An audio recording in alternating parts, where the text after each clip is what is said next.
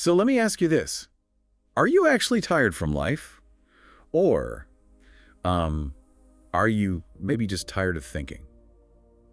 Welcome to today's deep dive. We are looking at this viral 10-second experiment today that makes a pretty massive promise. Yeah, a basically immediate exit from overthinking. Exactly. Like if your mind feels constantly heavy, we're going to figure out exactly how to hit the brakes on it today. And the premise here targets a really universal exhaustion, I think, because your brain is just endlessly chatting about, money, relationships, the future, Always the future, yeah. right, the past too.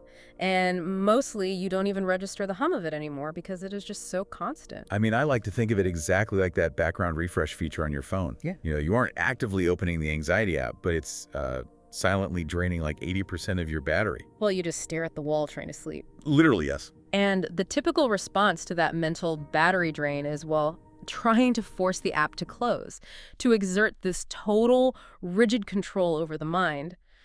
But the source text offers a really crucial shift in perspective here. Which is what, exactly? Well, the problem isn't a lack of control. The issue is that you simply never learned how to actually pause the machinery.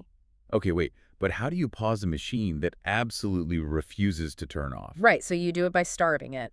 The method starts with this 5-second shift. When your mind is racing, you don't fight the specific thoughts. Well, you just ignore them. Sort of. You stop and notice how your physical body feels. Is your chest tight? Is your stomach heavy? You just observe that physical sensation without trying to change it.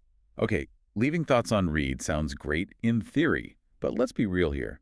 When I'm stressing about, I don't know, paying rent or a sick kid, those thoughts don't just quietly fade out because I noticed my shoulders were tense. Sure, they don't give up easily. Right, they kick the door down. Mhm. So how does observing a tight chest actually stop that train?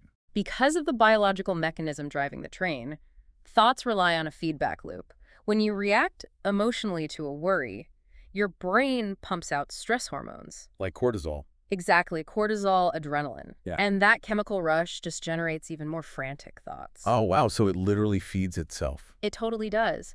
By shifting your absolute focus to a raw physical sensation instead, you stop feeding that emotional reaction. You interrupt that chemical loop. So you basically cut the fuel line. Right. Without that fresh hit of adrenaline, the thought literally just loses its momentum. Okay, I get that.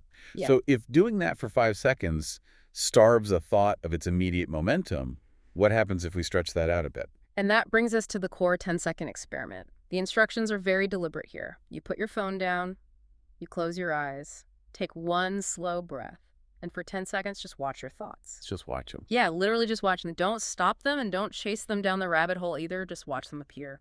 Okay, so it's like you're just sitting in the audience, watching the actors on stage, but refusing to actually get up and participate in the play. That is exactly it. And stepping off the stage forces this really profound psychological separation. How so? Well, if thoughts are just events coming and going, and you are merely sitting there observing them pass by, it means you are not your thoughts. Wait, really?